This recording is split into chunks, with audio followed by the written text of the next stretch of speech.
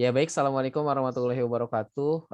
Pada hari ini kita lanjut ke pengisian hal-hal khusus. Nah, hal-hal kemarin kita udah bicara tentang hal-hal umum ya. Hal-hal umum itu tentang keadaan daripada suka panas atau dingin ya, atau kalau saya dimodifikasi jadi keadaan panas dingin angin.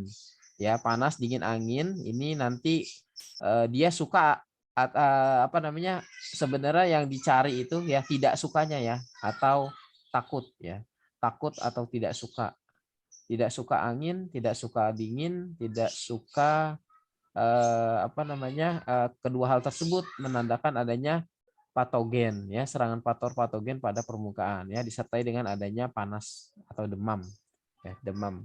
Panasnya itu panas yang memancar seperti itu. Kemudian kemarin kita udah bahas tentang keadaan keringat dan lain-lain. Nah, keadaan tidur ya, ini terkait dengan sen ya. Kemudian susah tidur, terbangun dan mimpi itu yang perlu kita tanyakan ya. Jadi nanti ditulis ya, susah untuk tidur ya, kemudian mudah terbangun ketika tidur, kemudian tidur dengan mimpi ya. Kemarin definisi tentang mimpi ya sudah sangat jelas. Yang dimaksud dengan mimpi itu adalah mimpi yang menyebabkan ketika kita bangun tidur itu kita merasa lelah ya. Kemudian keadaan pada bagian dada, perut ya, dan tubuh lain ya itu lebih kepada keadaan nyeri. Nah, nyeri ini kan kita bertanya tentang keadaan nyeri ya, tapi nanti di sini di palpasi juga kita akan melakukan palpasi tentang nyerinya ya. Karena nanti ketika kita melakukan palpasi kan bisa diketahui ya, nyerinya itu bersifat jenis nyeri defisiensi atau nyeri ekses ya, tergantung dari reaksi nyeri terhadap tekanan. Oke, kita masuk ke pembahasan tentang hal-hal khusus. Hal-hal khusus ini sebenarnya kemarin sudah kita bahas ya, itu terkait dengan fisiologi dan patologi daripada organ Chang dan organ Fu ya. Hanya saja kemarin kita masih membahas secara umum keadaan pada organ Chang ya, organ punya tidak ada ya, belum kita bahas. Tetapi sebenarnya organ Fu itu enggak terlalu rumit ya. Intinya itu adalah masalah-masalah pada eh, kita lihat ketika kita lihat fisiologinya ya, kemudian kita lihat keadaan dari patologinya. Nah, di situ menunjukkan kelainan pada organ-organ Fu terkait. Nah, oke.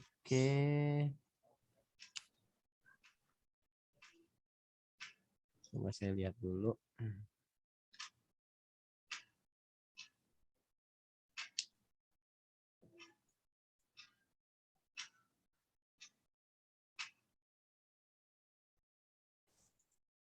Oke, kita isi ya. Nah, cara ngisinya itu kita ingat ya, di paru-paru itu ada sesak napas, karena dia fungsinya berkaitan dengan pernapasan, maka nanti patologinya terkait dengan sesak napas. Keadaan sesak napas, ya, kemudian napas pendek, ya, itu terkait dengan dengan paru-paru ya. Kemudian suara, kita sudah di pendengaran ya, jadi nanti terkait dengan keadaan-keadaan yang berhubungan dengan wawancara seperti itu. Nah, di sini kita isi itu sesak napas. Sesak napas ada atau tidak ada ya. Kemudian napas pendek. Nah, umumnya ini ya yang menjadi pertanyaan kita tentang keadaan pada paru-paru. Nah, kalau misalnya ketika di keluhan utamanya tadi, di keluhan utama di sini di atas ya. Di mana keluhan utama? Nah, di wawancara ya. Wawancara. Nah, ini wawancara keluhan utamanya sakit pinggang.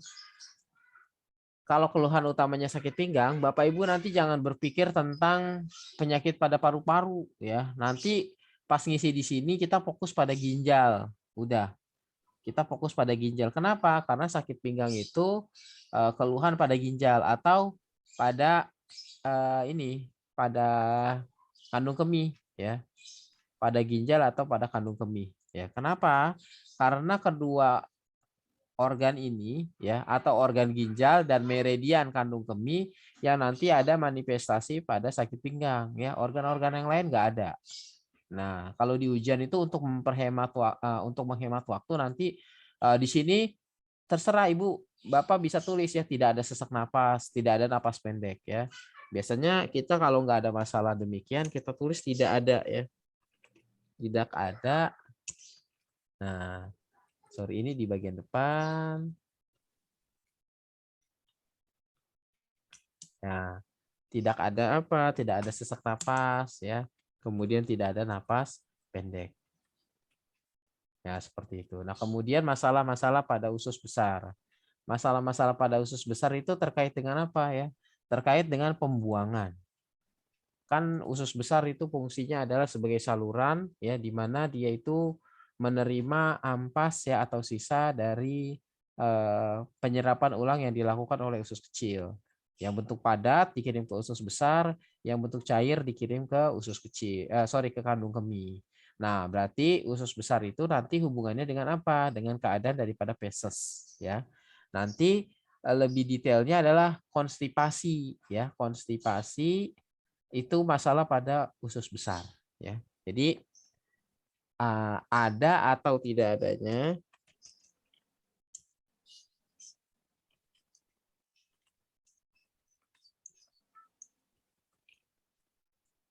ya, ada atau tidak ada konstipasi. Nah, seperti itu. Ini aja kalau di usus besar. Soalnya kalau diare nanti ini hubungannya dengan limpa ya. Diare hubungannya dengan limpa. Jadi dia dikonstipasi aja lebih ke arah sana. Seperti itu. Dan ciri khas dari masalah-masalah konstipasi ini keseringan itu terjadi pada masalah pada usus besar ya. Misalnya usus besar kering, kemudian ada stagnasi Ci di usus besar ya. Selain juga nanti dipengaruhi oleh keadaan daripada Ci ginjal ya. Tetapi kalau misalnya keadaan daripada Ci ginjal itu akan lebih bermain pada orang-orang usia ya, usia lanjut. Karena sekali lagi ya, kelemahan-kelemahan pada ginjal, baik Ci ginjal, yang ginjal, yin ginjal, itu hanya akan bermain pada orang-orang usia lanjut di mana jing itu mulai menipis ya. Pada perempuan mungkin setelah 42 tahun atau pada laki-laki mungkin setelah 56 tahun gitu. Jadi kalau masih usia-usia 30 ya, kita berbicara tentang usus besar itu lebih ke arah biasanya stagnasi Qi di usus besar atau keringnya usus besar sehingga feses itu tidak bisa keluar ya, konstipasi. Nanti tinggal dilihat manifestasi daripada fesesnya untuk menentukan apa penyebab daripada konstipasinya atau keadaan-keadaan setelah ya terjadinya BAB atau sebelum terjadinya BAB ya. Bapak Ibu bisa lihat lagi ke keadaan tentang feses ya atau keadaan tentang buang air besar. Ya itu kan di situ dijelaskan ya, misalnya setelah buang air besar enak ya, itu berarti ada stagnasi ya. Kalau setelah buang air besar itu ternyata malah tidak nyaman, itu ada defisiensi ya gitu. Kemudian lambung, nah ini lambung cukup banyak ya. Ada atau tidak adanya mual, muntah, sendawa, cegukan ya. Nah, kalau sendawa cegukan ini nanti masuk di pendengaran ya seperti itu. Ini dia nanti akan masuk di pendengaran. Nah, kalau di mual muntah ini dia nanti masuknya di kita tulis di sini ya, di hal-hal khusus ya. Ini saya tulis untuk menjelaskan bahwa keadaan-keadaan pada lambung itu umumnya adalah Qi yang berbalik ya. Keadaan-keadaan pada lambung itu umumnya adalah Qi yang berbalik ya. Tulis masalah pada lambung umumnya karena Qi berbalik ya. Kan Qi lambung itu turun ya.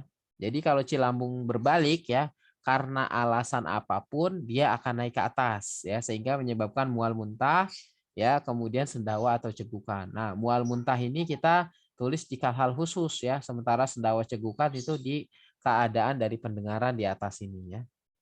Di bagian sini. Nah, suara nih. Ada cegukan atau tidak ya? Ada sendawa atau tidak ya? Seperti itu. Ini keadaan daripada cilambung. Ya, menunjukkan keadaan-keadaan cilambung. Untuk secara detailnya Bapak Ibu lihat ke pembahasan di tentang organ lambung ya di fenomena full lambung, kemudian yang keduanya di pembahasan terakhir kemarin ya tentang pendengaran, yaitu secara detail kan kita jelaskan macam-macam jenis sendawa ya. Kalau sendawa suaranya besar yaitu ekses, kalau sendawanya suaranya kecil ya itu karena defisiensi seperti itu. Nah, kemudian limpa, limpa itu dia ada atau tidak adanya apa aja kalau limpa kemarin? Diare, kemudian badan terasa berat, ya diare, badan terasa berat. Nah kemudian nafsu makan, tidak ada nafsu makan. Nah kalau misalnya ini masalahnya bukan pada limpa ya, masalahnya tadi kan pada ini ginjal atau kandung kemih ya, karena nyeri pinggang. Nanti kalau misalnya keadaan pada limpa ya kita nggak usah tanya ya, kita fokus di sini kalau untuk nanya, kalau di ujian loh ya.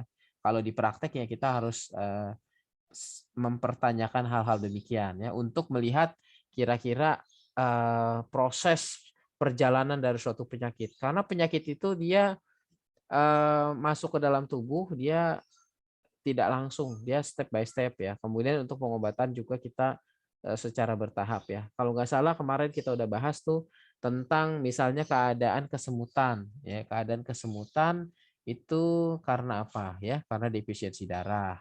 Darahnya siapa yang menyebabkan kesemutan? Defisiensi darah hati. Nah, defisiensi darah hati, kenapa bisa hati jadi defisiensi darah? Oh, karena cilimpa lemah ya. Cilimpa itu kenapa lemah menyebabkan darah hati kurang? Karena yang bikin darah itu kan limpa ya. Limpa yang mengolah makanan minuman menjadi darah dan cairan tubuh. Nah, kalau cilimpanya lemah, maka produksi darahnya menjadi tidak maksimal ya, sehingga darah hati ya, di mana hati itu adalah organ yang menyimpan darah dan mengatur kemana darah itu akan dialirkan ya atau didistribusikan. Nah, kalau darahnya aja kurang, maka pasokan yang dikirim juga tentu tidak cukup.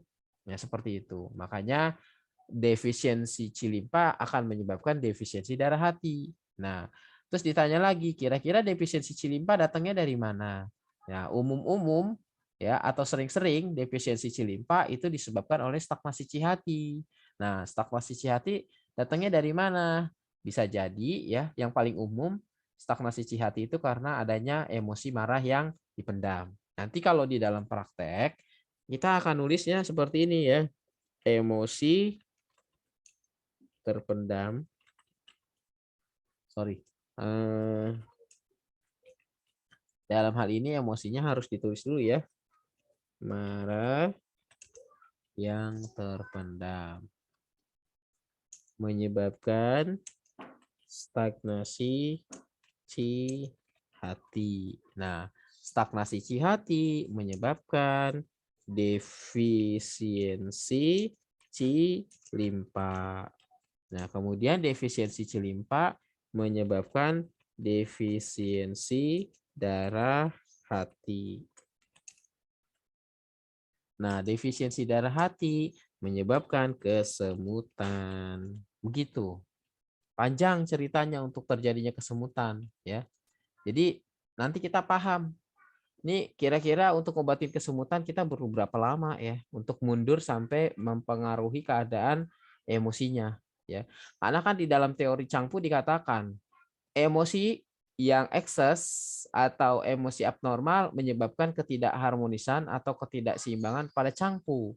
Kemudian sebaliknya bisa juga terjadi ya, ketidakseimbangan Changfu bisa menyebabkan keadaan emosi yang tidak yang abnormal ya atau tidak normal. Makanya untuk membuat supaya orang ini emosinya menjadi lebih tertata, maka kita kuatkan organ cangpunya. Ya, seperti itu. Nah, caranya nanti kita mundur nih, kita lihat nih kesemutan.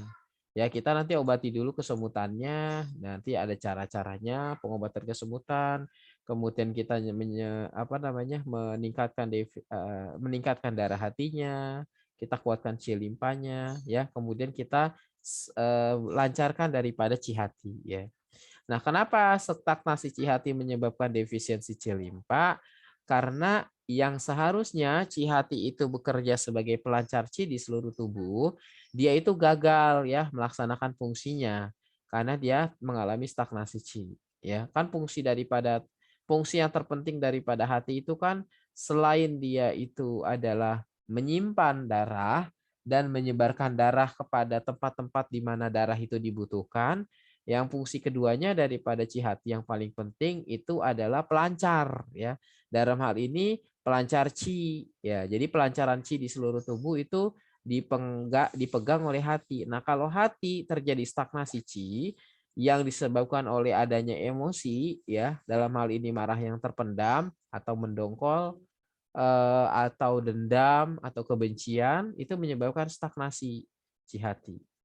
Nah, karena stagnasi cihati ini sering sekali menyebabkan defisiensi cilimpa ya. Sebabnya bagaimana bisa terjadi stagnasi cihati sering menyebabkan defisiensi cilimpa? Itu karena mereka itu kan berada pada posisi yang sama ya di cil tengah.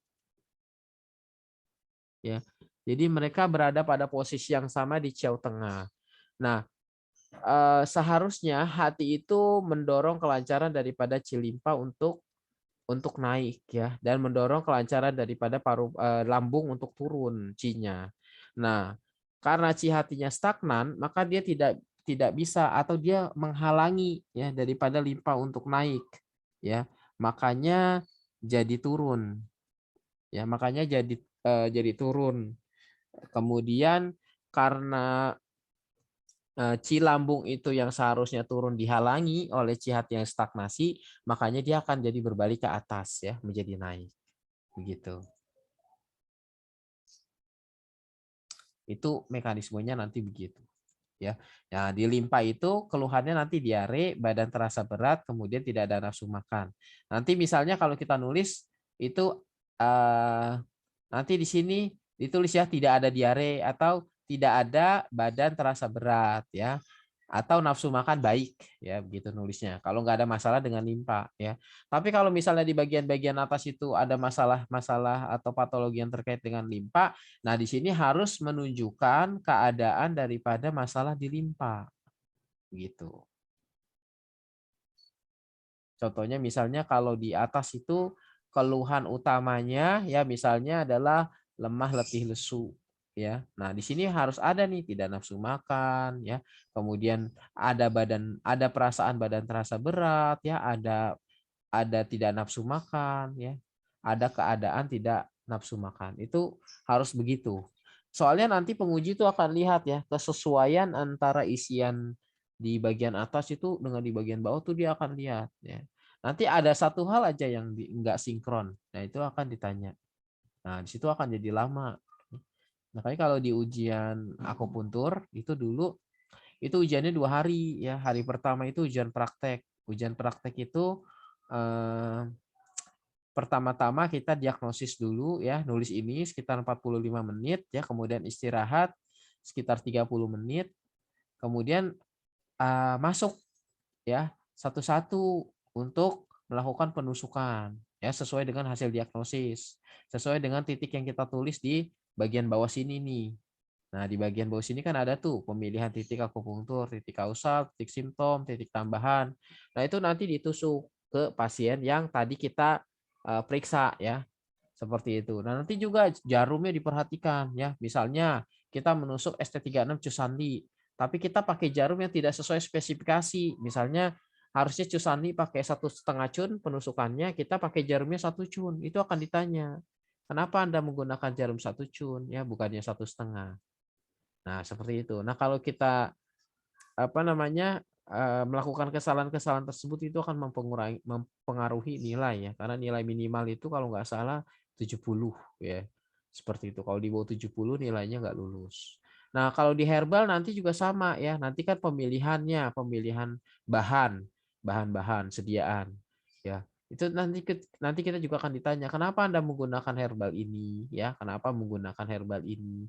Itu tergantung daripada keadaan keluhannya dan keadaan daripada masing-masing kondisi daripada organ ya atau ekses defisiensinya, panas dinginnya gitu. Nah, makanya di sini harus kita mengerti ya kenapa di limpa ini itu yang kita isi adalah tidak ada diare, tidak ada badan terasa berat atau nafsu makan baik ya. Itu karena kita tahu bahwa patologi-patologi demikian ini terjadinya pada limpa ya, bukan pada yang lain. Nah, kemudian kalau di jantung itu ada atau tidak adanya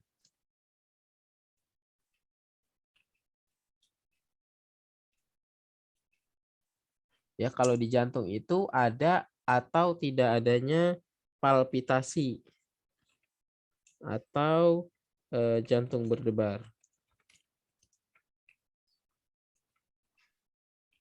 Ya, seperti itu. Palpitasi atau jantung berdebar, kemudian nyeri dada. Ya, nyeri dada kiri. Ya, terus apalagi yang terkait dengan jantung? Insomnia ya. Insomnia atau sulit tidur. Ya, seperti itu. Jadi nanti kita tulis keadaan-keadaan ini ya. Misalnya kita masalahnya bukan pada terkait dengan organ jantung, maka nanti kita tulisnya tidak ada palpitasi ya, atau tidak ada nyeri dada kiri, atau tidak ada insomnia ya, gitu. Tapi kalau nanti di atas itu masalahnya terkait dengan keadaan daripada jantung ya, ini hal-hal ini nih harus terdeteksi ya. Kalau ini enggak terdeteksi atau tidak ditulis di sini, ya berarti itu kesalahan ya, karena ini ciri khas daripada keadaan-keadaan pada jantung ya. Kalau ininya enggak muncul atau enggak hadir, berarti masalahnya bukan di jantung. Kalau kita ternyata memperkirakan demikian, ya itu berarti kita tidak tepat. Ya, tidak sesuai dengan kaidahnya atau tidak sesuai dengan yang seharusnya terjadi ya. Nah, kemudian usus kecil. Usus kecil ini biasanya nyeri ya, nyeri pada perut bagian bawah.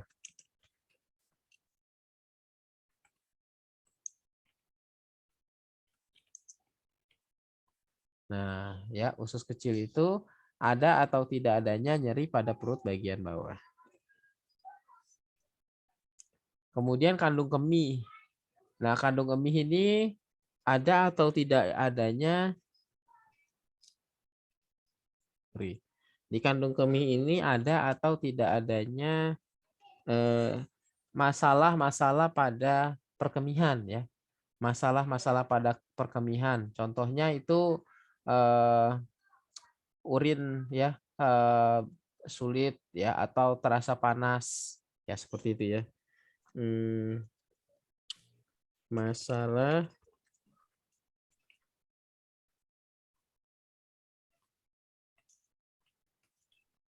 ya, seperti itu, masalah-masalah urinasi ya. Contohnya misalnya ketika urin itu terasa terbakar ya, atau sulit untuk buang air kecil ya, atau mengompol ya, nanti kita tulis saja. Misalnya kalau tidak ada masalah terkait dengan ginjal ya, itu tidak ada mengompol, kemudian tidak ada apa istilahnya itu, tidak ada kesulitan buang air kecil ya, seperti itu. Kalau misalnya masalahnya pada ginjal atau masalahnya pada kandung kemih, itu hal-hal demikian itu harus hadir ya.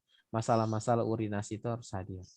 Nah, kemudian kalau di ginjal itu nanti kita isi ya keadaan ada atau tidak adanya sakit pinggang.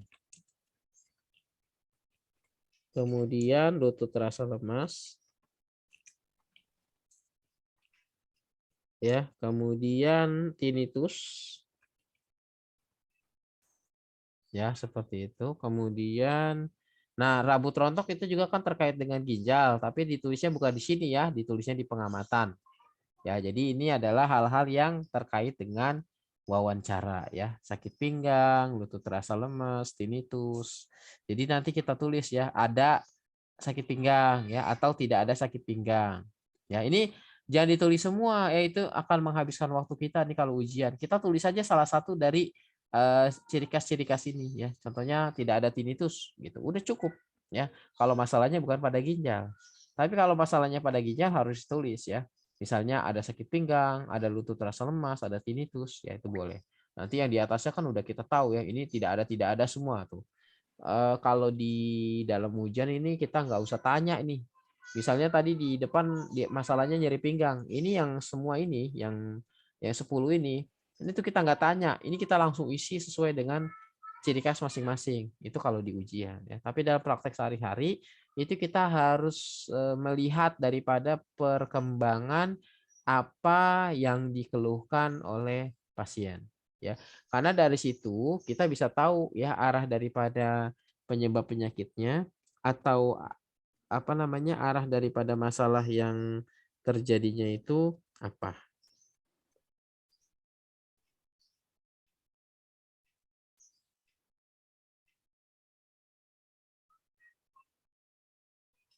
Ya, seperti itu. Kemudian lanjut ke perikardium. Nah, perikardium ini hampir sama juga dengan jantung ya. Ada atau tidak adanya nyeri dada. Nah, cuma ini aja ya. Kalau palpitasi insomnia itu jantung ya. Kalau di perikardium hanya nyeri dada. Oke, kemudian Sanqiao. Nah, Sanqiao ini terkait keadaan-keadaan pada masing-masing ciao ya. Satu ya ciao atas, kemudian duanya ciao bawah dan ciao tengah ya. Nanti biasanya ya kita tulis dari masing-masing kriteria ini. Contohnya misalnya tidak ada nyeri pada dada ya atau tidak ada sesak napas itu boleh. Ya di Sancau ini kita harus detail lagi. Biasanya di lembar jawaban itu nggak ditulis ya. Nah, tapi kita nanti akan tulis ya. Biasanya saya tulis di sini ya. Karena dia cuma selebaris ya tulis ini. Ceu atas ya titik duanya, kemudian ceu tengah titik duanya, ceu bawah titik duanya apa ya. Contohnya saya tulis di sini ya. Ceu atas ya. Kita tulis ya. Misalnya ada atau tidak adanya masalah terkait dengan organ-organ di ceu atas ya. Contohnya di ceu atas itu kan ada paru-paru sama jantung ya. Kita tinggal pilih aja. Misalnya tidak ada sesak pada dada. Ya, seperti itu. Kemudian di bagian ceu bawah ya, itu terkait dengan organ apa? Nah, di ceu bawah itu terkait dengan di ceu tengah itu kan terkaitnya dengan organ liver ya, hati dan organ limpa ya. Kemudian juga organ lambung dan organ kandung empedu. Nah, seperti itu. Makanya biasanya di ceu tengah itu kita tulis keadaan-keadaan terkait dengan organ-organ bersangkutan ya. Misalnya ada atau tidak adanya nyeri epigastrik.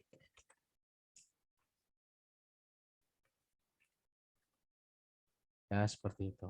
Ini kan nyeri epigastrik ini ciri khas ya daripada keadaan atau masalah di ceu tengah ya. Biasanya itu terjadi karena si stagnasi cihati menyerang daripada lambung ya, menyebabkan nyeri pada area epigastrium. Ya, kemudian berikutnya ciao bawah.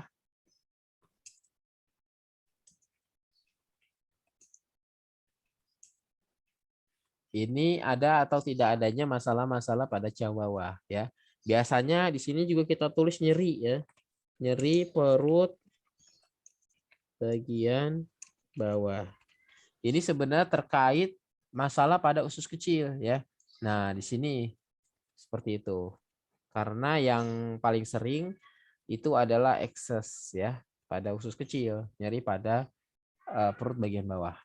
Itu biasanya begini. Dan ini juga nyeri pada perut bagian bawah juga ini menandakan keadaan daripada rahim ya. Biasanya stagnasi cihati akan menyebabkan ketika menjelang periode menstruasi menyebabkan adanya nyeri perut pada bagian bawah. Itu nyeri menstruasi karena stagnasi ci.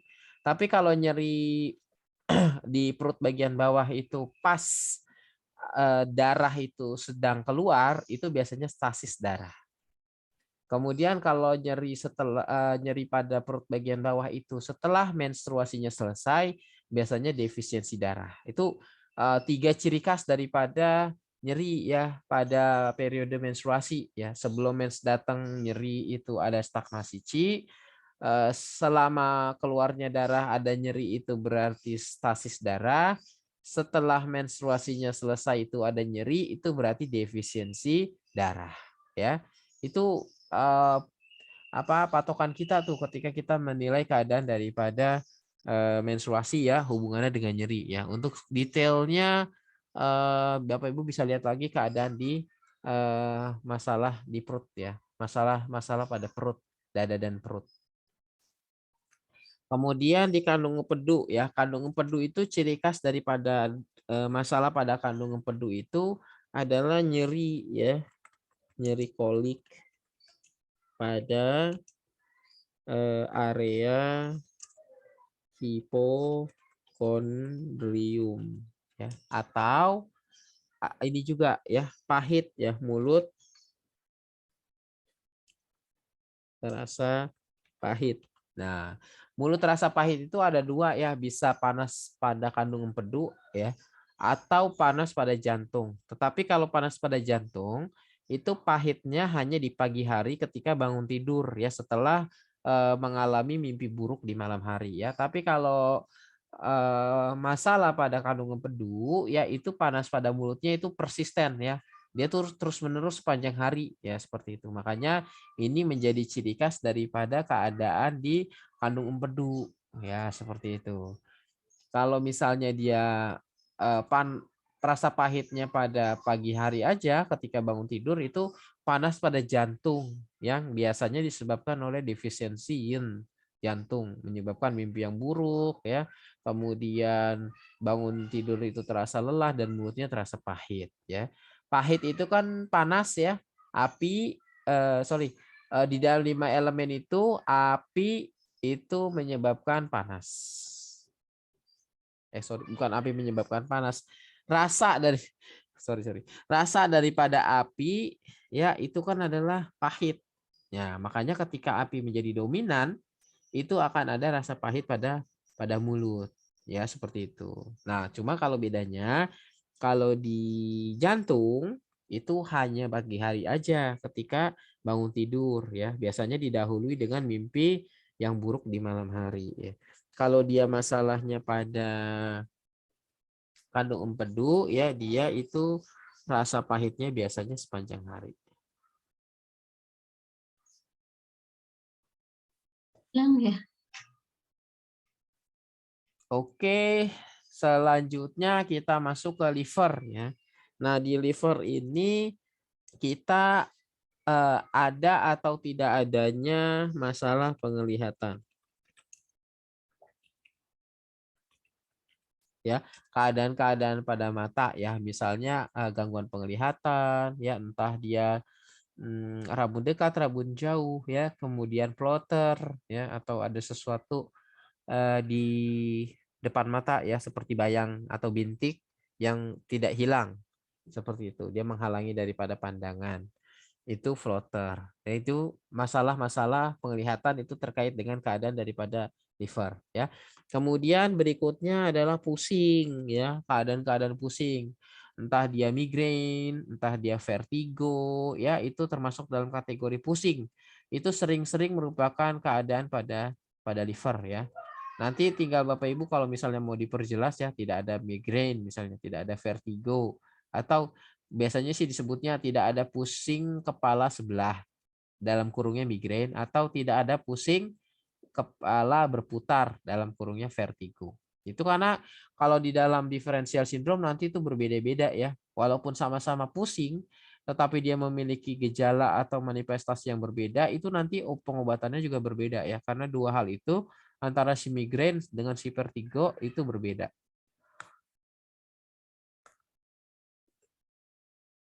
Oke, kemudian berikutnya masalah pada liver juga itu ada itu ya, kejang.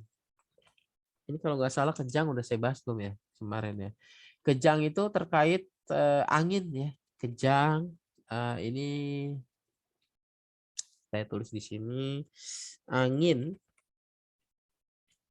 ya biasanya akan menyebabkan ini. Mereka ini disebabkan oleh angin ya, pusing, kejang, ya, kemudian apa lagi? Tremor, kemudian lidah bergetar. Nah, cuman kalau lidah bergetar ini nanti adanya di masalah itu ya penglihatan. Sorry, di pengamatan. Nah, di kemarin di keadaan daripada lidah sini mana? Ini di otot lidah, badan lidah, bentuk, warna, gerakan. Nah, gerakan ya. Lalu suasana ini bergetar nih. Saya udah tulis kemarin ya. Angin dalam ya. Biasanya masalah pada liver. Ya, ini karena ciri khas banget ya. Jadi kalau misalnya sampai keadaan demikian ini kita nggak tahu ya, itu eh, apa namanya, berarti kita kurang ini ya, kurang jeli begitu. Nah, kalau kita udah ngelihat ada lidah bergetar, itu udah kita harus curiga adanya angin dalam ya. Entah apapun yang terjadi, itu pasti ada angin dalam. Kalau lidahnya bergetar. Nah, nanti kita akan melihat tuh keadaan-keadaan pada yang lain-lain ya. Pertanyaannya pasti kita akan arahkan mengenai keadaan-keadaan apakah ya kita harus mengkonfirmasi ya atau melakukan pengecualian-pengecualian ya apakah ada atau apakah tidak ada daripada angin dalam ya. Tapi sering-seringnya itu merupakan masalah pada angin dalam ya, lidah bergetar. Ya, ini nanti bukan di sini tempatnya ya. Nanti jangan ditulis lidah bergetar di sini. Ya, tulisnya di bagian gerakan daripada lidah. Kemudian berikutnya ini udah ya, kejang, tremor, kesemutan. Nah, kesemutan ini bukan masalah pada angin. Ini masih kategori angin semua ya. Saya kasih tanda ini aja. Nah, seperti ini. Itu masalah-masalah dari angin. Kemudian berikutnya adalah ini kesemutan. Kesemutan ini juga terkait dengan pada liver ya, di mana liver itu defisiensi darah ya menyebabkan kesemutan. Ya seperti itu. Jadi nanti Pak ketika Asmuni, Pak Asmuni, ini tadi kan ada yang kesemutan bentar ya. Dan di atasnya itu juga ada kan ada kesemutan itu. Itu kesemutan itu di daerah tertentu atau ke seluruh tubuh? Oh, ini limpa, yang limpa tadi itu juga yang karena hati itu ya, jadi kesemutan ya. limpa enggak ada kesemutan. Ada dan terasa berat dan nafsu makan, emosi karena marah terpendam jadi stuck Oh, di yang di hati. yang di sini, Bu. Yang Ya, di bagian bawah tadi. iya, iya yang dilimpa, ya Iya, SP. ya, Nah, itu tadi tapi kesemutan di sini sebabnya itu dari defisiensi darah sini, Bu. Nah, ini kan saya rinci kenapa tuh bisa terjadi defisiensi darah liver. Itu karena defisiensi cilimpa. Kenapa defisiensi cilimpa? Karena cilimpa yang karena limpa yang produksi darah gitu. Jadi itu enggak langsung, Bu, bukan sebab langsung kalau ke limpa. Ini yang kita bicarakan itu sebab langsungnya dari defisiensi darah liver gitu. Nanti kenapa di sini ada oke. defisiensi cilimpa? Ini urut-urutan nanti ketika kita di dalam praktek itu ini urut-urutan yang terjadinya. Ya, tetapi untuk kita tahu ini kesemutan sebabnya apa, itu karena defisiensi darah. Nah, nanti kan kita harus bertanya lagi kenapa bisa terjadi defisiensi darah. Baru kita jawabannya adalah defisiensi cilimpa gitu. Ini nggak langsung, Bu. Jadi nggak bisa langsung dari defisiensi cilimpa loncat ke kesemutan, itu nggak bisa. Jadi dia defisiensi cilimpa akan menyebabkan defisiensi darah hati dulu, baru menyebabkan terjadinya kesemutan. Itu Gitu. kesemutannya itu pada area tertentu atau bagaimana itu, Pak? Ya, bisa area tertentu, bisa seluruh tubuh ya, atau sebagian besar area tubuh ya, misalnya satu sisi tangan kanan sama kaki kanan ya, atau hanya kaki saja ya, atau hanya betis saja. Itu tergantung dari seberapa parah ya tingkat defisiensi darahnya. Kalau defisiensi darahnya itu cukup parah ya area daripada kesemutannya itu akan lebih ini ya, akan lebih luas seperti itu.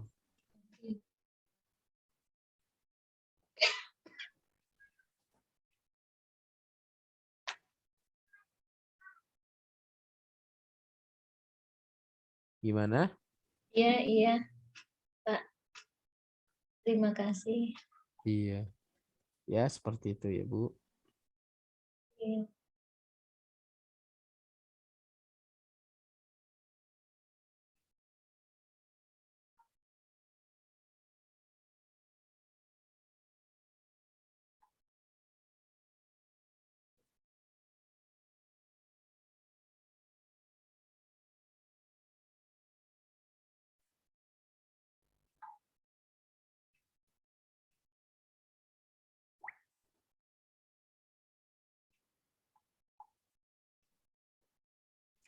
Oke, ini adalah hal-hal yang perlu kita tulis ya di keadaan hal-hal khusus.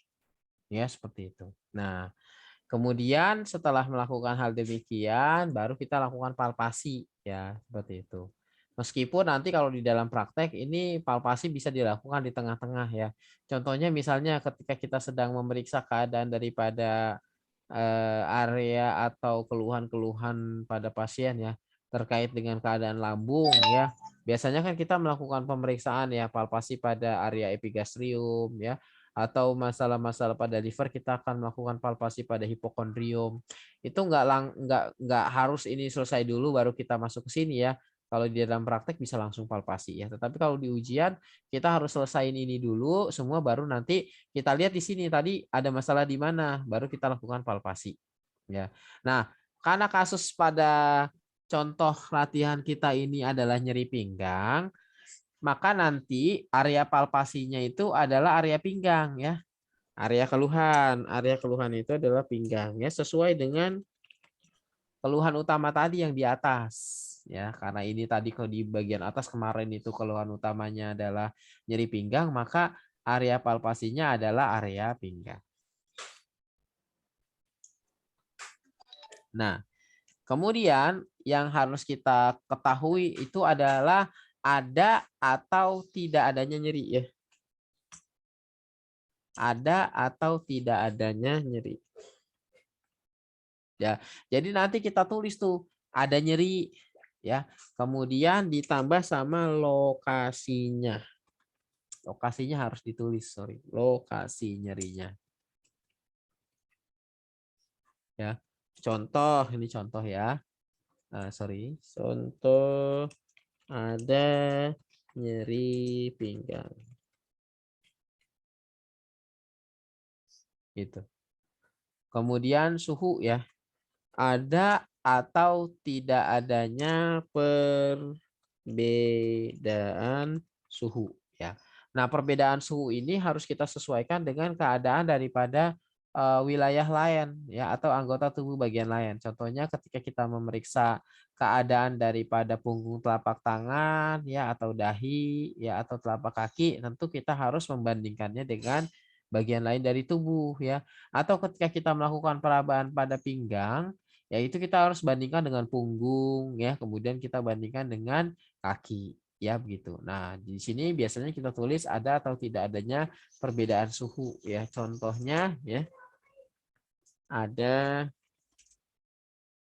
perbedaan suhu ya. Ditulis di sini lebih panas. Ya, misalnya begitu. Kita tulis lebih hangat ya atau nanti lebih dingin ya. Atau lebih dingin. Ya, lebih dingin untuk menunjukkan keadaan daripada defisiensi yang ya seperti itu. Nah, tapi kalau nanti defisiensi yin, perasaan panas pada 5 telapak itu kadang-kadang itu panasnya nggak sering-sering itu panasnya nggak teraba ya. Jadi panas itu panas subjektif yang dirasakan oleh pasien ya. Jadi rasa panas ya pada 5 telapak ya pada telapak tangan, tapak dada, dan tapak kaki ya. Itu kalau pada awal-awal biasanya nggak sampai ada panas ya. Kadang-kadang itu masih perasaan panas. Nah, kalau udah lanjut ya benar-benar akan hadir panasnya. Ya, kemudian berikutnya tekstur. Ini mengacu pada ada atau tidak adanya ketegangan otot ya. Nah, itu aja. Jadi di situ ada ketegangan otot nggak? Yang dimaksud dengan ketegangan otot itu ya misalnya area tersebut ya ototnya itu dia lebih keras ya atau lebih tegang dibandingkan dengan area-area yang lain, atau apakah ketika kita melakukan palpasi itu kadang-kadang ada semacam apa urat yang mengumpul begitu, semacam area seperti ada benjolan agak keras tapi seperti di area otot ya, itu seperti itu disebut sebagai ada atau tidak adanya ketegangan otot ya. Jadi kalau biasanya kita palpasi, kalau kita goyang-goyang itu dia bunyi kretek-kretek gitu. Itu biasanya otot yang mengalami mengkerut ya, mengkerut. Bisa karena faktor dingin ya atau karena faktor tidak ternutrisi dengan baik oleh darah ya. Jadi dia tidak elastis ya, seperti itu bisa. Nah, biasanya juga hal demikian itu menyebabkan adanya nyeri ya, Bapak Ibu ya, karena kondisi-kondisi stasis atau kondisi-kondisi di mana darah tidak mengalir dengan baik atau qi tidak berjalan di situ, itu menyebabkan adanya nyeri ya.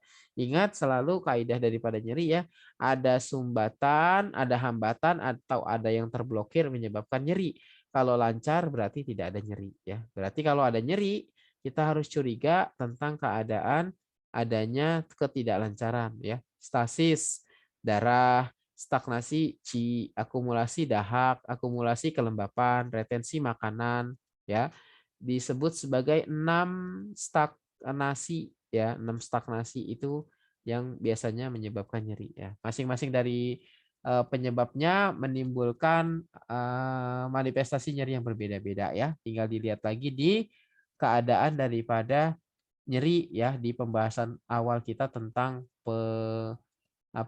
wawancara ya, pemeriksaan wawancara. Oke, selanjutnya kita lakukan palpasi titik mu Suyen ya. Jadi titik mu itu adalah titik yang terletak di bagian depan tubuh, lokasinya itu setinggi organ ya, di mana ci organ itu di situ mengumpul ya. Sementara titik su ini maksudnya adalah su belakang ya. Ini kan nanti ada titik su ya. Saya tulis su belakang ya, untuk membedakan dia dengan su atau titik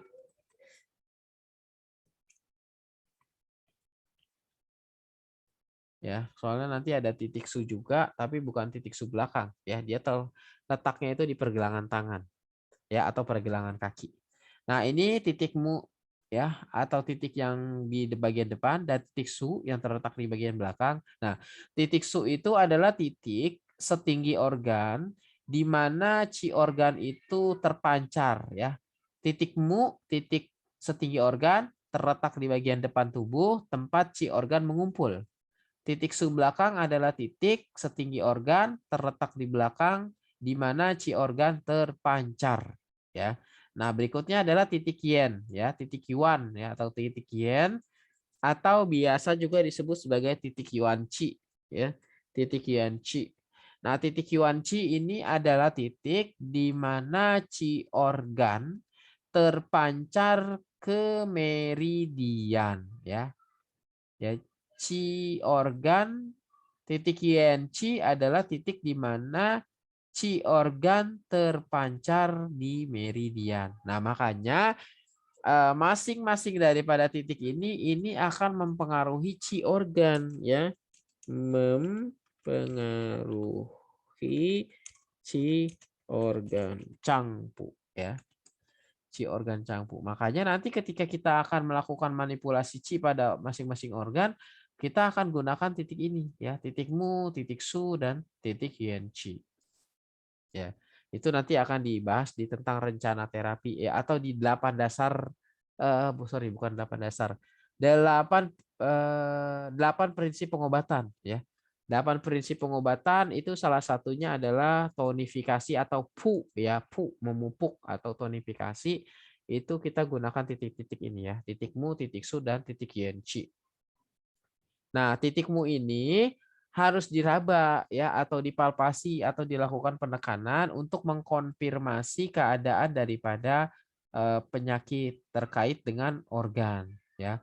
Kalau misalnya titikmu ini kita lakukan penekanan dia ada rasa nyeri, kemudian sub belakangnya juga ada rasa nyeri tekan, titik yen-nya ini ada rasa nyeri tekan, berarti positif pada organ yang bersangkutan itu terdapat ketidakseimbangan mekanisme qi atau ketidakseimbangan yin yang atau ketidakseimbangan dari materi dasar ya. Nah, biasanya titikmu itu akan kita raba ya. Kalau pada ginjal, ini kan sakitnya tadi nyeri pinggang. Nah, nyeri pinggang itu kan kemungkinan organnya itu adalah ginjal ya. Atau kalau di meridian dia di meridian kandung kemih. Nah, kita lihat kemarin. Nah, pasiennya ini usianya berapa? Usianya 63 tahun ya. Nah, kalau usia-usia 63 tahun ini sering-sering adalah defisiensi daripada ginjal ya. Nah, kalau pasiennya ini laki-laki ya, kira-kira yang defisiensi yang-nya atau yin-nya? Kalau perempuan biasanya defisiensi yin-nya. Kalau laki-laki biasanya defisiensinya adalah yang-nya. Makanya dia defisiensi yang ginjal. Maka kalau dia defisiensi yang ginjal, di sini nanti perabaan titik musuh yin-nya yang kita raba itu adalah titik mu, titik su, dan titik yin daripada ginjal.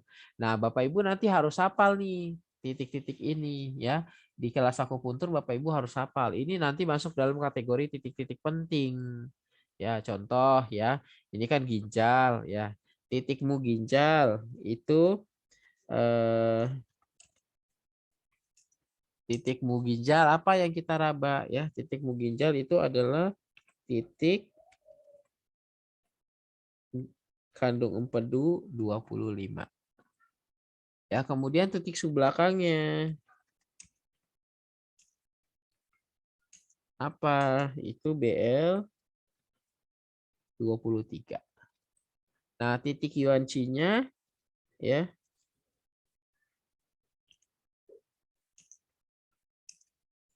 Apa titik Yuanci ginjal? Itu adalah KI 3. Nah, titik-titik inilah yang harus kita lakukan penekanan atau palpasi ya. Nanti di sini ya harus ada keterangan ya nyeri tekan ya nyeri tekan nyeri tekan artinya ketika kita lakukan palpasi terdapat nyeri ya nyeri itu menunjukkan apa menunjukkan bahwa qi itu tidak lancar ya atau ada stasis darah atau ketidakseimbangan yin yang ya sehingga muncul manifestasi adanya nyeri ketika dilakukan penekanan ya seperti itu. Nah, kemudian berikutnya palpasi nadi umum. Nah, nadi umum ini kemarin menyangkut keadaan daripada jenis penyakitnya, lokasi penyakitnya, dan sifat penyakitnya. Nah, jenis penyakit itu ada dua, yaitu kuat atau biasanya disebut sebagai she, ya, dan lemah, ya, atau biasa disebut sebagai si, ya. Nah, kuat itu she, lemah itu adalah si atau excess defisien ya. Excess atau defisien. Ya, seperti itu. Nah, kemudian lokasi daripada nadi umumnya ya. Ya, jadi kalau misalnya jenis nadi umumnya itu kuat, itu menunjukkan kondisi se atau kondisi excess. Kalau nadinya lemah itu menunjukkan keadaan si atau defisiensi. Nah, kemudian kalau nadinya nggak mengambang itu menunjukkan apa kemarin? Nadi mengambang menunjukkan keadaan dari penyakit piau. Ya. atau penyakitnya masih di permukaan. Nah, kalau nadinya tenggelam, ya itu menunjukkan keadaan daripada penyakit itu sudah di bagian dalam tubuh, ya, atau disebut sebagai li, ya, dalam. Nah, kemudian sifat daripada sifat daripada nadinya, ya. Nadinya itu dalam 1 menit berapa, ya? Kategori cepat atau kategori lambat, ya. Kalau cepat dia menunjukkan panas, ya. Kemudian kalau nadinya lambat menunjukkan dingin. Nah, seperti itu ya.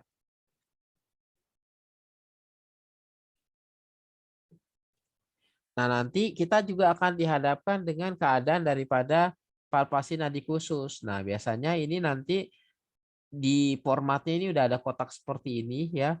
Nah, Chun ya, Chun, Kuan dan Ce ya. Nah, di sini kan sakit pinggang. Nah, biasanya kalau keadaannya sakit pinggang itu kan organnya adalah ginjal ya. Dari tadi kita lakukan ini arahnya itu ke ginjal semua. Ini kan arahnya ke ginjal. Nah, makanya nanti ya ketika kita melakukan palpasi nadi, kita tuh akan lebih mengamati keadaan nadi daripada ginjal. Nah, sehingga itu kalau di dalam praktek ya. Sehingga kalau di dalam ujian nanti Bapak Ibu harus melakukan ini ya, pencentangan ya atau melakukan lingkaran pada ini, pada kotak ginjal ya. Pada kotak ginjal ini harus dilakukan pencentangan. Seperti itu. Jadi kita harus lingkari lah atau biasanya dilingkari ya. Jadi tulisan ginjalnya ini kita lingkari ya untuk menunjukkan bahwa posisi nadi yang dimaksud ini ya, keadaan-keadaan ini adalah lokasinya pada ginjal ya. Nanti apa kualitas nadinya ya Bapak Ibu tinggal tulis ya. Kalau sakit pinggang karena defisiensi yang kira-kira nadinya gimana? Defisiensi yang kan menunjukkan dingin ya. Dingin tuh nadinya apa? Lambat ya. Nanti di sini tulis ya. Di bawahnya biasanya saya tulis atau di dalam kotak ini ya. Ya di dalam kotak ini tulis lambat lemah ya, lambat lemah. Kalau udah orang 63 tahun jangan tulis nadinya kuat ya. Biasanya yang paling umum itu ya nadinya lemah ya. Kalau pada anak-anak nadi kuat bisa ya, atau pada orang-orang sekitar umur di bawah 50-an, 40-an tuh nadi kuat karena faktor patogen ya. Tetapi pada orang-orang tua itu seringnya itu adalah nadinya lemah ya. Seperti itu. Oke, mungkin itu ya pembahasan kita mengenai pengisian dari lembar data klien. Ya, kira-kira ada yang mau ditanyakan sampai di sini? Nanti akan saya ulas sedikit tentang ini ya, nanti biar ada gambaran ketika kita masuk di differential syndrome. Saya kira ini ada pertanyaan di chat ya. Saya akan jawab pertanyaan di chat ya, Bu Puan. Dalam praktek sehari-hari, adakah lembar data ini diisi setiap kali pasien datang, terutama untuk pasien yang ada temu janji secara berkala? Ini kemarin udah saya jelasin ya di bagian awal bahwa lembar data ini itu biasanya hanya diisi lengkap seperti ini pada kali pertama ya, pada kali pertama dia datang ya. Jadi pertemuan pertama ya, pertemuan pertama. Nah, pertemuan berikutnya data-data ini tuh akan menjadi acuan bagi kita apakah prognosis daripada penyakitnya ini membaik ya atau memburuk. Seperti itu. Contoh ya, kasus di bagian bawah tadi nih ya. Kan keluhannya misalnya kesemutan ya. Kemudian karena kesemutan ini kita hasil diagnosisnya adalah sindrom defisiensi darah liver, maka nanti rencana pengobatan ketika pertama kali kita terapi itu adalah untuk mengatasi kesemutannya dan menambah darah hatinya. Nah, ternyata kan dia melakukan terapi bisa sampai 8 kali ya. Nah, untuk pertemuan keempat ya ternyata kesemutannya udah hilang ya. Tetapi dalam satu seri terapi itu kan minimal 8 kali ya kalau penyakit-penyakit kronis ya atau penyakit pada organ. Nah, maka kita setelah ini kelar, masalah ini selesai, maka kita lanjutkan ke masalah ini, defisiensi pada cilimpanya bagaimana, ya. Jadi pengobatan berikutnya adalah kita mengatasi daripada defisiensi cilimpanya. Nah, apakah kita harus menulis ulang lembar statusnya? Enggak perlu ya. Atau kalaupun kita mau menulis ya, kita hanya tulis di bagian nanti ini, diagnosis ya. Nanti keluhan utamanya kesemutan sudah hilang, kemudian nanti di tanda panah ya, gejala baru atau gejala yang sebelumnya sebenarnya udah ada tapi tidak dirasakan tuh apa ya, atau gejala-gejala sisa atau gejala tambahan yang menjadi gejala utama ya. Karena apa? Karena keluhan utamanya telah hilang ya. Jadi yang tadinya nggak begitu dirasakan akhirnya dirasakan, mengganggu ya. Seperti itu. Nah, maka kita terapi berikutnya adalah mengobati defisiensi cilimpanya. Nggak perlu kita nulis lembar status lagi secara lengkap.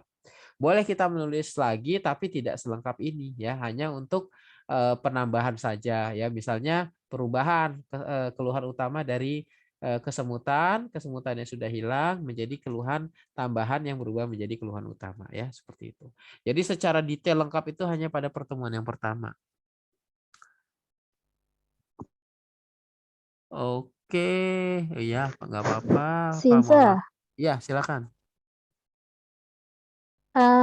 untuk yang lidah dia, adakah harus dicek setiap kali dia datang? Oh, kalau lidah iya, setiap kali datang harus dicek. Nadi setiap kali datang harus dicek.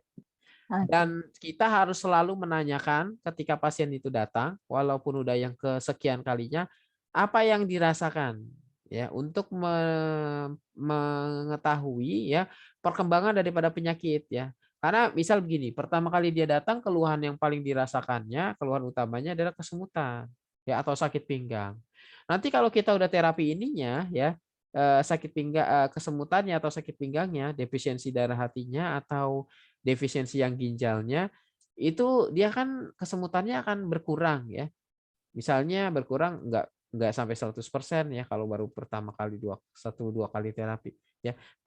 Yang jelas dia akan ada penurunan ya, penurunan kuantitas atau kualitas daripada kesemutannya. Nah, di situ kan kita bisa lihat ya. Nah, nanti apa yang keluhannya apa sekarang gitu. Oh, ini masih ada kesemutannya masih ada ya, tapi sudah tidak separah sebelumnya.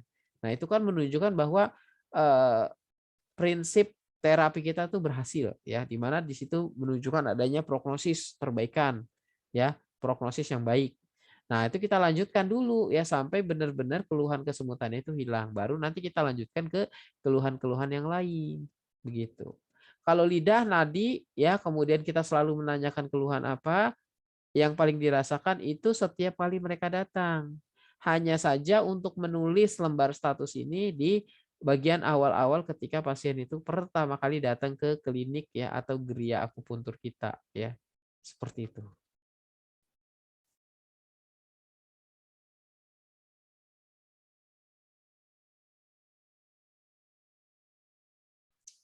Kemudian berikutnya kalau nggak salah Bu Puan tadi ada pertanyaan juga di chat. Adakah defisiensi cilimpa harus tergambar pada sisi lidah yang bergerigi atau tanpa ada tanda itu? Oh iya, salah satu ciri khas defisiensi cilimpa itu adalah lidah dengan tapak gigi, ya. Ya nanti di dalam praktek klinis ya itu akan bertemu dengan keadaan-keadaan lain ya. Misalnya kan defisiensi darah menyebabkan lidahnya pucat ya. Udah lidahnya pucat, kemudian ada tapak gigi ya. Kemudian keluhannya kesemutan ya. Nah, kita tuh dari situ juga udah tahu ya bahwa kesemutan ini karena kurang darah. Taunya kurang darah dari mana? Lidahnya pucat. Kemudian penyebab penyebab awal daripada defisiensi darah adalah defisiensi cilimpa ya. Kita juga tahu dari keadaan lidahnya bergerigi ya. Nah, lidah bergerigi itu ciri khas daripada defisiensi cilimpa ya. Dia hadir bukan hanya pada kasus-kasus penyakit limpa ya, penyakit-penyakit lain juga dia ada ya. Kalau memang defisiensi C-limpa itu hadir ya di dalam penyakit yang penyakit utamanya. Artinya defisiensi C-limpa tuh menyertai keluhan utama yang ada ya. Entah dia kesemutan, entah dia pusing ya. Bisa jadi ada lidah dengan tapak gigi ya menunjukkan defisiensi C-limpa begitu. Sinsa, Mm. kalau dia ada keluhan, inilah dia ada keluhan kesemutan, Mm. lidah pucat, tapi tidak sisi lidah tidak bergerigi. Nah, itu Macam mana berarti tuh Sinsa?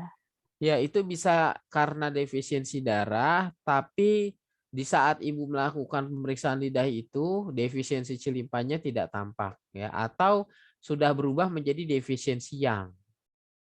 Lidah pucat itu kan bisa dari defisiensi darah atau lebih pucatnya lebih parah ya. Sangat pucat itu defisiensi yang. Nah, kalau misalnya tapak giginya tidak hadir tapi lidahnya pucat itu menunjukkan defisiensi yang ya, udah lebih parah daripada defisiensi C-limpa. Begitu.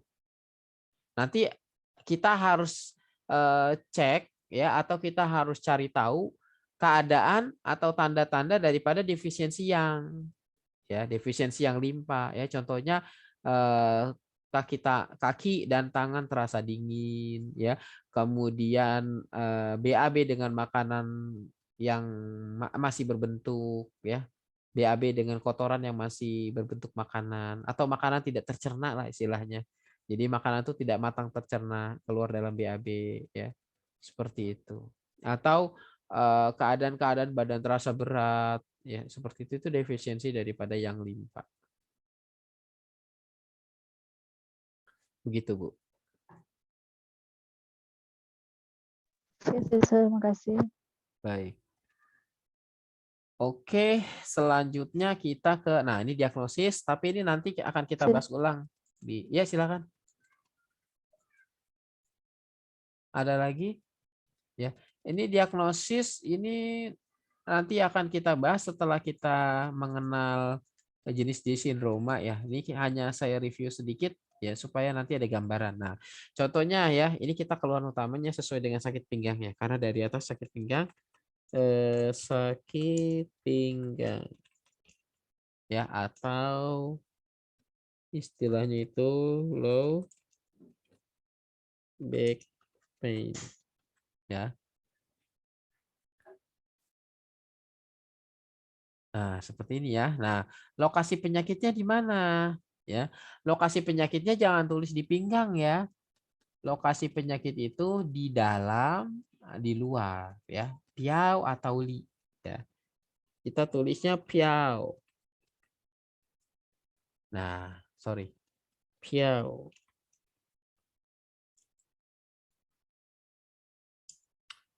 Baru lokasinya.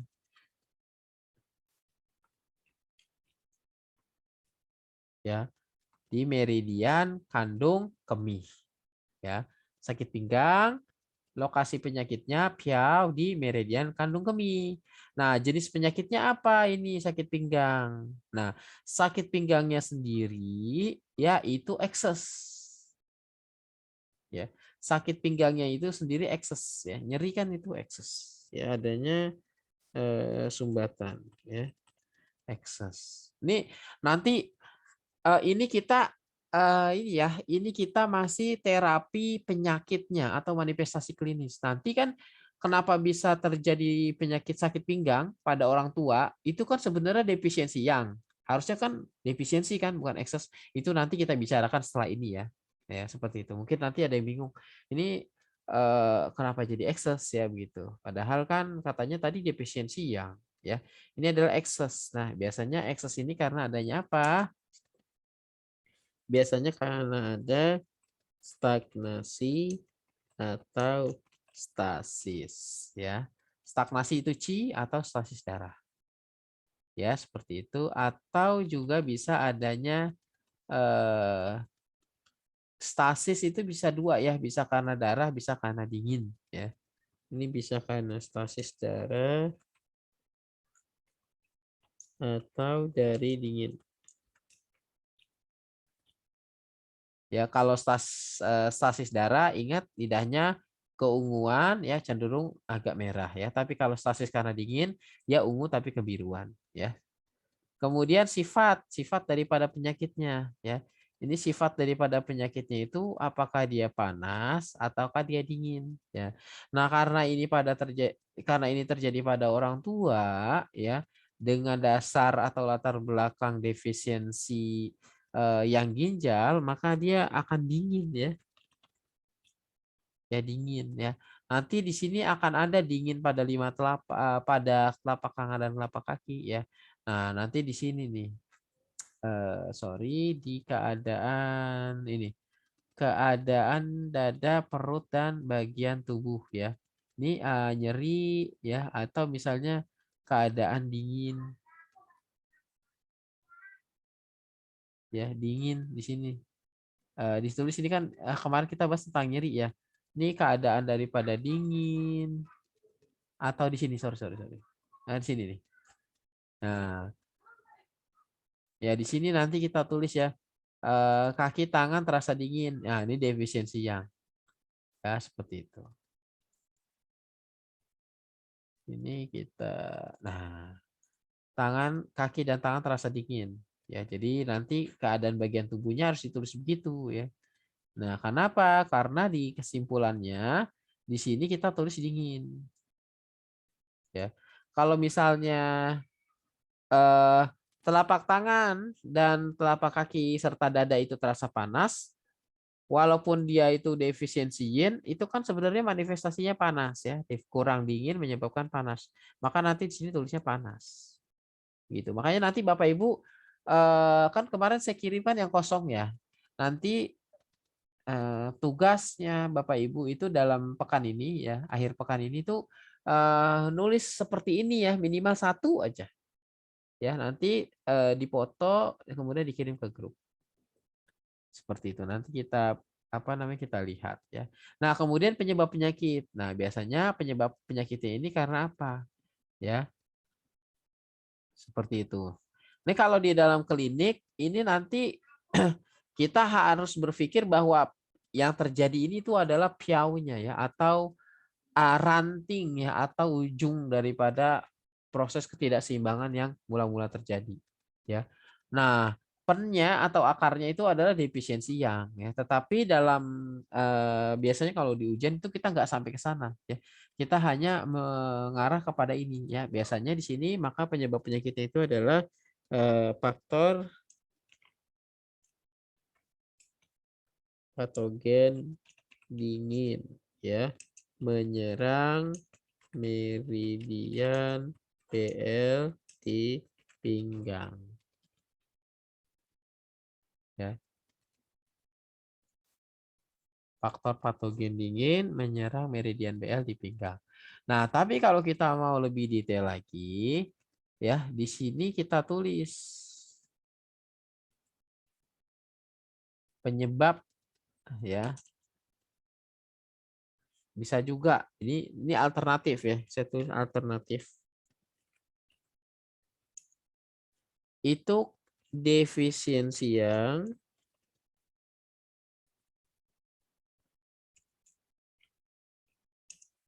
menyebabkan area pinggang dalam kurung meridian BL tidak terhangati.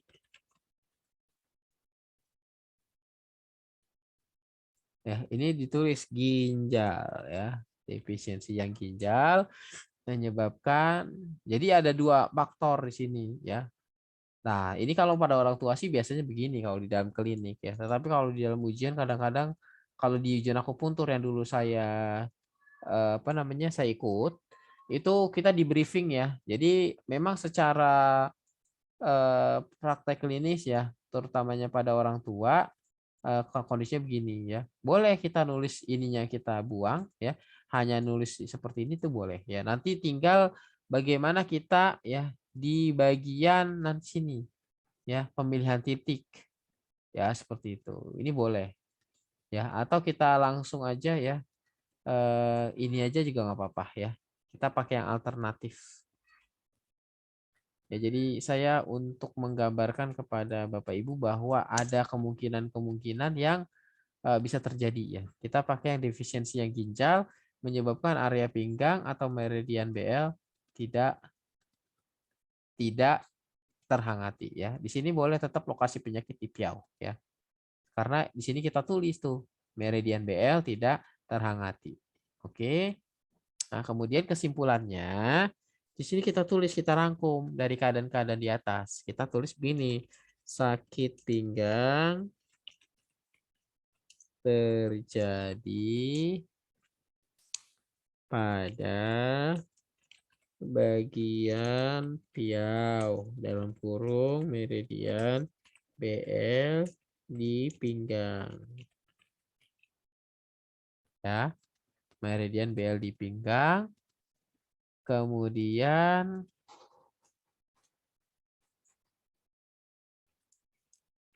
karena ekses patogen dingin dengan dasar defisiensi yang ginjal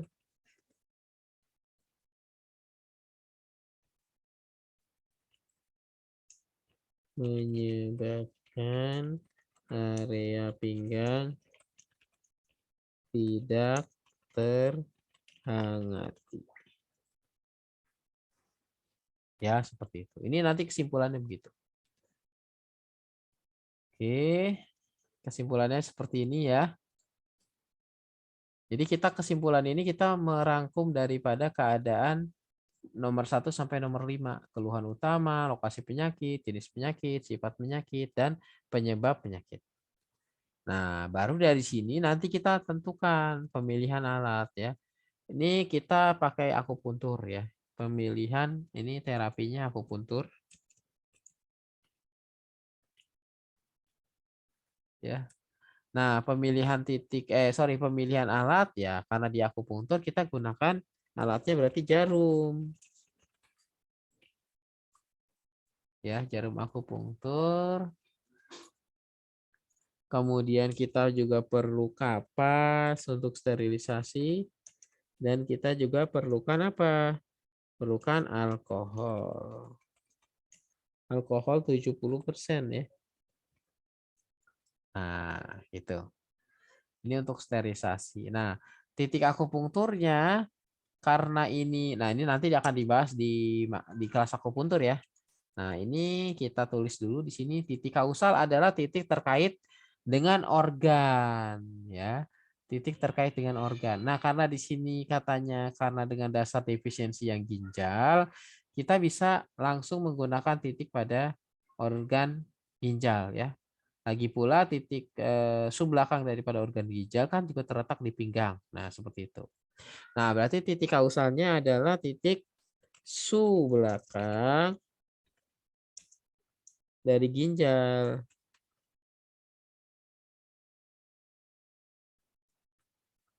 Apa titik subbelakangnya?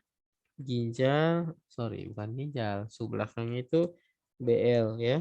Kandung kemih 23 ya, atau sensu namanya. Kemudian berikutnya adalah titik yuannya. Yuan ginjal. Kita gunakan titik ginjal 3 ya, namanya adalah Taisi. Nah, itu adalah titik keluhan. Nah, titik kausal ya, titik di mana organ apa yang bermasalah ya, karena defisiensi yang ginjal menyebabkan tidak terhangati. Nah, kemudian titik simptom. Titik simptom berarti kan yangnya kurang ya. Karena yang ini kurang, berarti kita harus tambah yang. Nah, untuk tambah yang kita gunakan titik apa untuk tambah yang. Nah, Bapak Ibu lihat ke pembahasan tentang 8 meridian istimewa. Di situ dikatakan bahwa meridian Tu itu adalah lautan Yang, meridian Ren adalah lautan Yin, dan meridian Chong adalah lautan darah. Maka karena di sini kurang yang, kita tambah yang, kita gunakan titik induk meridian istimewa to ya. Nah, makanya kita untuk tambah yang, kita gunakan titik S small intestine ya 3 ya. Ditambah ini kan kalau titik induk dia harus berpasangan ya, nggak boleh sendiri. Kita tambah sama pasangannya. Pasangannya itu adalah kandung kemih 62. Ya, seperti itu ya. Ini bisa dilihat di pelajaran tentang 8 meridian istimewa. Di situ ada tabel berisi 8 titik berpasangan. Nah, ini pasangan meridian Tu dan meridian Yang Ciao ya. Nah, ini saya tulis ya. Tu plus Yang Ciao. Nah, seperti itu. Meridian Tu dan meridian Yang Ciao. Kenapa mesti seperti itu? Karena tadi ya, untuk tambah yang kita harus buka lautan yang ya. Tu itu adalah lautan yang, Ren lautan yin, Chung lautan darah. Nah, itu titik simptomnya ya untuk menghilangkan keadaan panas atau dingin. Nah, kemudian kita juga bisa gunakan moksibasi ya. Nah, ini karena tadi ada ini, berarti kita juga gunakan moksa. Nah, kita gunakan moksa. Kemudian apalagi ya? Nah, untuk sakit pinggangnya kita lokal keluhan ya. Lokal keluhan itu ya titik-titik di mana sakit pinggang itu berada ya. Contohnya misalnya sakitnya di pinggang berarti kita mulai tusuk dari BL 20, kemudian 21, 22, 23 udah ya. Seperti itu. Itu lokal keluhan, kemudian keluhan-keluhan lain apa ya? Misalnya ada keluhan lain, misalnya ada ini ya, ada masalah pada perut ya, perut terasa kembung ya, itu kita juga obati ya, misalnya ada perut kembung. Ya, ini kita gunakan titik untuk perut kembung. Biasanya kita pakai Ren 12 ditambah sama lambung 36. Nah, seperti itu. Nah, nanti kalau ada keluhan-keluhan yang lain silakan ditambahkan sesuai dengan keluhannya masing-masing. Nah, kemudian baru titik tambahan. Ya, biasanya kita tambahin juga tu 4 ya.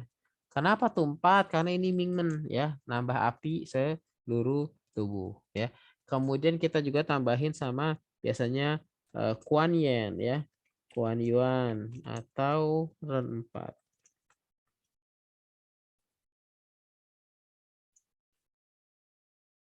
Ya, Kuan Yuan, Ren 4 atau Du 4 minggu. Ya, ini untuk mengatasi keadaan-keadaan dari defisiensi yang.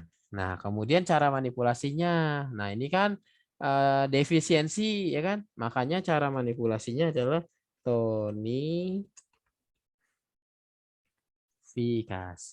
Nah, tonifikasi ya dengan moksa.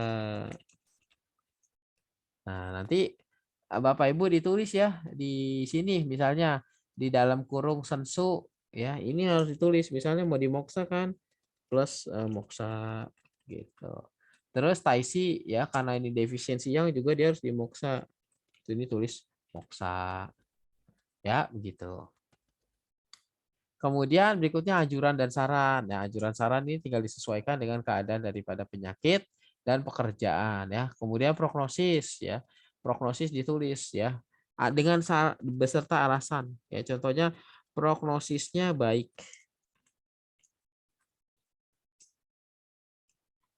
karena apa ya. Seperti itu ditulis alasannya kenapa. Ya, seperti itu ya. Ya, mungkin seperti itu cara nanti penulisan daripada lembar status. Dan ini berlaku juga untuk herbal ya. Nanti kalau kita ujian di herbal sinse, seperti ini juga formatnya, nggak jauh-jauh berbeda. Hanya saja nanti bedanya di sini ya, pemilihan ini terapi ya, terapi bukan akupuntur, nanti terapinya adalah herbal. Kemudian nanti di sini formulanya apa ya, kemudian komposisinya, tulis tuh berapa gramnya, kemudian em, cara ininya ya, arahnya bagaimana dijelasin ya, kemudian anjuran saran, maksudnya arah daripada kerja herbalnya, kemudian anjuran saran dan prognosisnya. Mungkin begitu yang bisa saya sampaikan terkait dengan keadaan daripada lembar data klien ya, hubungannya di dalam klinik kita dan di dalam ujian ya, seperti itu. Karena saya berpikir Bapak Ibu harus ujian nanti ya, supaya ada legalitas dari negara kalau Bapak Ibu tuh pernah belajar ya. Jadi kalau nanti ada BNSP ngadain atau apa di tempat ujian kompetensi Nalanda itu mengadakan ujian Sinse ya, LSK Sinse mengadakan ujian, Bapak Ibu ikut ya. Kadang-kadang ada subsidi dari pemerintah ya. Biasanya kalau ada subsidi bayarnya cuma 1.100.000. Kalau tidak ada subsidi biasanya 1.500.000 ya. Seperti itu, nanti ikut ujian, format ujian seperti ini, Bapak Ibu meresepkan, nanti kalau lulus dinyatakan lulus sama penguji ya, nanti akan keluar sertifikat kompetensi SINSE ya, sertifikat kompetensi SINSE. Nah, itu nanti yang merupakan bukti ya yang bisa kita ajukan ke Dinas Kesehatan kalau kita mau mengajukan izin bahwa kita tuh pernah belajar dan pernah diuji secara formal ya, berdasarkan peraturan yang berlaku ya. Karena ujian di BNSP itu berarti kita telah menyelesaikan kursus dan kita itu berhasil sesuai dengan SKKNI atau standar kualifikasi kompetensi kerja nasional Indonesia ya. Sesuai dengan SKKNI berarti kita tuh ketika kita melakukan suatu tindakan atau kita melakukan suatu pekerjaan yang terkait dengan profesi kita itu kita sesuai dengan ketentuan-ketentuan yang pemerintah telah tetapkan begitu. Jadi kan parameter-parameternya yang ditentukan itu kita bisa lewati ya. Meskipun bisa saya katakan bahwa ujian di BNSP itu lebih ringan ya atau lebih mudah dibandingkan ujian di eh, LSK Sinse yang tidak BNSP ya, atau di IKMI ya, atau ujian akupunktur yang bukan di BNSP atau di Paksi, itu lebih sulit di Paksi dan lebih sulit di IKMI ya dibandingkan dengan di BNSP ya. Tapi kita kan harus punya surat legalitas ya, di mana di situ menunjukkan bahwa kita tuh telah menempuh satu pendidikan terkait dengan modalitas terapi yang kita lakukan ya. Seperti itu. Mungkin ada pertanyaan dari Bapak Ibu terkait dengan pembahasan pada malam hari ini.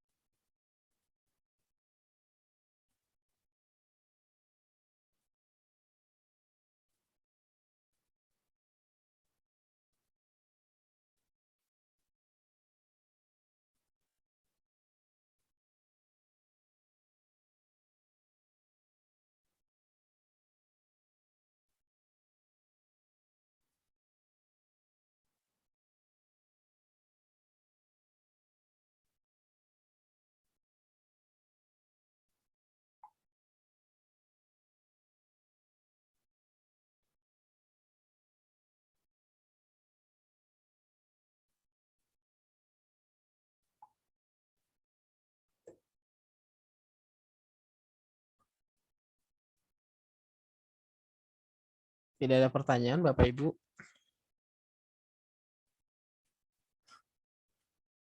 Oke, mungkin kalau tidak ada pertanyaan, untuk pertemuan hari ini kita cukupkan dulu ya sampai pembahasan mengenai lembar data klien. Nanti untuk pertemuan selanjutnya pada hari Senin, Berarti pertemuan ke-23 ya, pertemuan 23 sampai pertemuan ke-34 ya, atau 35 itu nanti kita akan membahas tentang differential syndrome ya. Differential syndrome itu di dalam TCM itu ada banyak ya. Yang paling penting ya bagi kita itu yang terkait dengan akupunktur dan herbal itu adalah differential syndrome Changpu ya. Di mana differential syndrome Changpu itu akan terkait dengan keadaan daripada dinamika atau mekanisme qi dan dia juga terkait dengan keadaan atau kecukupan daripada substansi vital tubuh ya. Jadi nanti ketika kita bicara tentang sindrom Changpu, itu sindrom Changpu itu menjadi sangat rumit dan menjadi sangat luas pembahasannya karena dia tidak sendiri ya. Dia akan dicampur dengan sindrom mekanisme Qi ya, tadi terkait misalnya diare, itu kan sindrom Changpu. Tapi di diare itu kan menunjukkan adanya mekanisme Qi ya, di mana Qi yang harusnya naik, limpa dia malah turun ya. Atau seperti mual muntah pada lambung ya, itu kan terkait daripada organ. Nah, cuma di situ juga ada mekanisme C-nya. Kemudian contoh lain ya, misalnya defisiensi darah ya. Hati menyebabkan gangguan penglihatan ya. Penyakitnya itu pada cang hati ya. Nah, pada cang hati penyakitnya hubungannya dengan mata ya. Nah, di situ juga terkait dengan keadaan daripada materi dasar tubuh ya, di mana darah sebagai materi dasar tubuh yang terkait dengan fungsi hati itu mengalami defisiensi. Nah, di situ terjadi gangguan penglihatan karena defisiensi darah hati. Itu kan berarti keadaan sindrom Changpu ya terkait dengan kondisi kondisi materi dasar ya. Nah, selain itu juga dia akan sangat-sangat dipengaruhi oleh sindrom penggolongan sindrom 8 dasar ya, di mana di 8 dasar itu dikatakan bahwa ada dua jenis sindrom yaitu sindrom defisiensi dan sindrom ekses ya, di mana sindrom pada organ-organ Chang ya itu umumnya adalah defisiensi, di mana defisiensinya adalah materi dasar, dan ekses di mana eksesnya itu adalah produk patologis karena ketidakseimbangan yin yang organ. Nah, kemudian selain sindrom Changpu, yang banyak juga terjadi ya di dalam praktek klinis itu adalah sindrom meridian ya. Utamanya itu terkait dengan masalah nyeri ya. Nyeri-nyeri itu biasanya ada karena stasis darah dan atau stagnasi Qi ya. Jadi bisa stasis darah saja menyebabkan nyeri atau stasis darah beserta atau bersama-sama dengan stagnasi Qi menyebabkan nyeri. Nah, itu akan kita bahas nanti di dalam akupunktur ya. Keadaan-keadaan nyeri itu kita menggunakan metode penyeimbangan ya, atau disebut sebagai balance method ya. Balance method itu menggunakan meridian ya sebagai metode untuk menyeimbangkan ya keadaan-keadaan pada bagian tubuh ya. Contohnya kita menyeimbangkan bagian kanan dengan bagian kiri, menyeimbangkan atas dengan yang bawah ya, begitu juga sebaliknya. Seperti itu. Kemudian nanti ada sindrom berdasarkan faktor penyebab penyakit, di mana faktor penyebab penyakit itu ada 3 ya, emosional, kemudian faktor patogen luar ya atau iklim atau cuaca. Kemudian ada juga faktor penyebab penyakit lain-lain ya, contohnya lebih kebanyakan makan, kurang makan, kebanyakan olahraga, kurang olahraga, kebanyakan seks, kurang seks, itu juga merupakan penyebab penyakit. Kemudian berikutnya ada sindroma terkait dengan 5 elemen ya. Sindrom terkait dengan 5 elemen contohnya, nah itu juga bercampur-campur tuh nanti dengan dengan sindroma terkait dengan materi dasar dan juga mekanisme atau dinamika daripada Qi ya. Kemudian ada juga disebut sebagai sindrom 6 tahap ya. 6 tahap itu terkait dengan 6 tahapan daripada meridian ya, mulai dari meridian yang paling luar, Taiyang, kemudian meridian Shaoyang, masuk lagi ke dalam ada meridian Yangming, kemudian dari yang pindah ke Yin, ada Taiyin, kemudian Shaoyin dan yang paling dalam itu adalah Qieyin. Itu sindrom 6 meridian. Dan ada satu lagi sindrom yang disebut sebagai sindrom 4 tingkat ya, di mana penyakit kalau masuk dari luar tubuh akan masuk ke dalam tubuh, dia melewati 6 tingkat ya, yaitu tingkat Wei atau Wei Qi atau pertahanan, Qi pertahanan, kemudian tingkat Qi, kemudian tingkat Ying, Ying Qi, dan yang terakhir adalah tingkat Xie atau darah ya, yang biasanya kita sebut sebagai sindrom Wei Qi Ying Xie ya, seperti itu.